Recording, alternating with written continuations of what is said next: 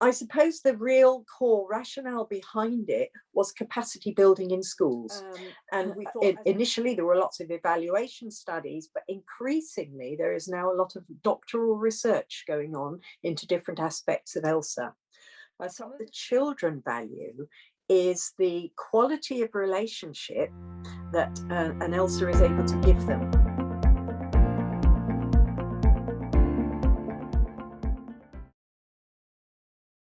To highlight the relevance of school subjects to future careers and opportunities, it is more important than ever at the moment to really ensure that students are supported to see the relevance and value of subject curriculum teaching.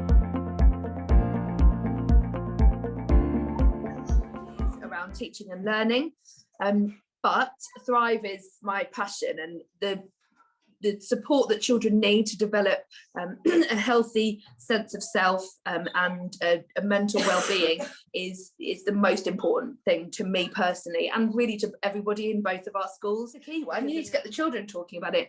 Both of my children go to our schools, and the knowledge that they have around Thrive is astonishing, and that isn't really from me, that's from school, and that's what we need to do. We're doing it for the children. That's why all of us do everything, and in order for every child to thrive, they have to understand what they're doing and why they're doing it.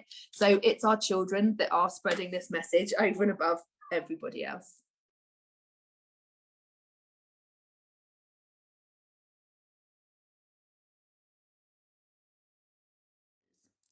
When you first move into a new country, and when you add in also language barriers, it can be quite difficult to understand how the school system works, but also how you can best support your children's learning. But also they providing you an important help to deal with specific documentation. I recommend EAL program because it allowed me to improve our English language.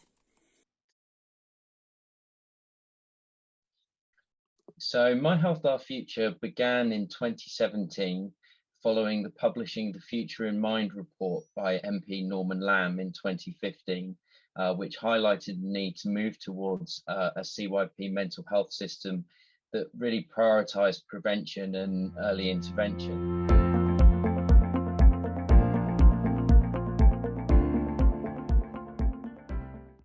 There's a couple of slides here just to give you an overview of the kind of things that schools have put in place following receiving the data from the survey.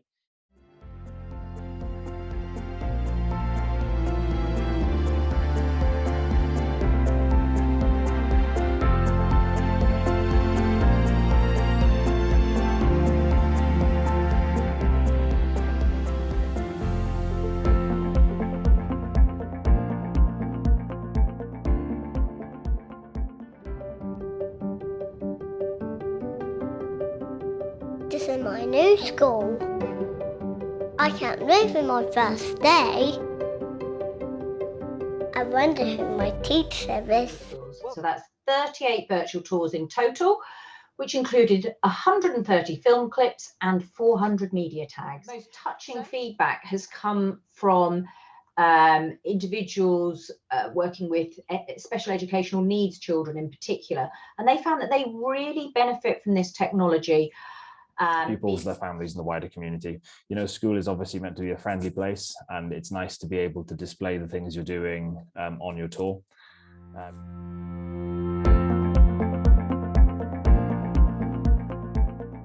Still is. So this diagram sort of shows you a visual representation of our initial ideas for the network.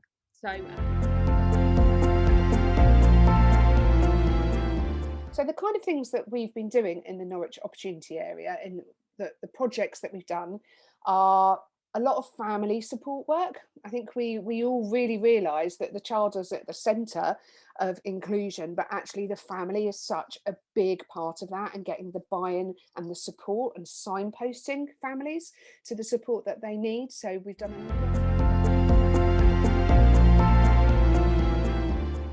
mentioned ipswichmaths.co.uk.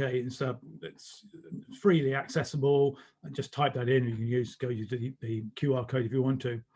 And basically, it's got a whole lot of screencasts which I've made. And a screencast, I'll give you an example of one of these. Is basically a question which I've done, which is.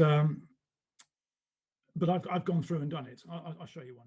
That's okay. So we've got males and females and places to go to holiday. You could think of a frequency diagram and have Britain, Spain, or Italy, and have the 60 people all together. And into these circles, put down how many, and then have male and female coming out.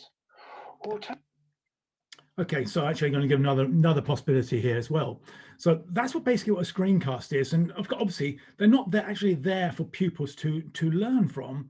They're there for pupils to have the help. So that with teachers as well. So if you're juggling like so, then okay, I'm going to throw one over the top and I throw another one over the top and again. And if you're doing that, it's fine if you can do it and what you can do, but if you can't do it, it's really hard. So there's two jugglers people who could actually juggle yesterday in a department, very smallish department, and that was quite impressive. But they couldn't do the one over the top. So I said, okay, put a red one in there because that means we can focus on the red one. We don't have to focus on the black ones, the things we can do. The things that Lily could do in those questions, they didn't matter because she can do those things, but she can't necessarily throw one over the top, or which might be to decide on how to set up the thing about the angles, whatever. So now when you're doing this, when the red one gets to my right hand, it might look like your left hand, but when it gets to my right hand, I'm going to throw it over the top now. And we can start identifying it. And they had never thrown one over the top to start off with, the two teachers I'm talking about. They had never thrown one over the top before, never couldn't do it. When they tried to do it with just using all black, they couldn't do it because they didn't know. There's too many things going on. And in maths, there is too many things going on. So we need to focus on what we can't do, and the pupils need to know this and why it works. You change it, and then you put the red ink when you can't do it, when you're having to get some help, and that means you're focusing on what you can't do. And when we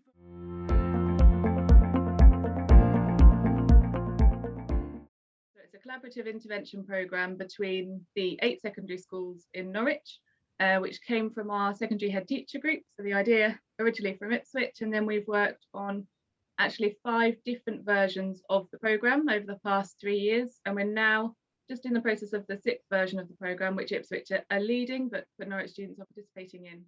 Which is some reflections about what we learned and what we've taken from the programme. So as I said earlier, it was on campus at UEA. And I think that was one of the big draws for students, is that it felt special, it felt aspirational, and they were somewhere that perhaps some of them hadn't been to before. The majority of them travelled there themselves. They were on the bus to UEA, which felt really special and really aspirational for many of those students. So they were all borderline whether or not they'd achieved that grade 4, which is why they were recommended onto the course by their schools. As a cohort, that group of students who worked with us achieved better than the average for Norfolk, which is fantastic, thinking about that cohort and those students and why they were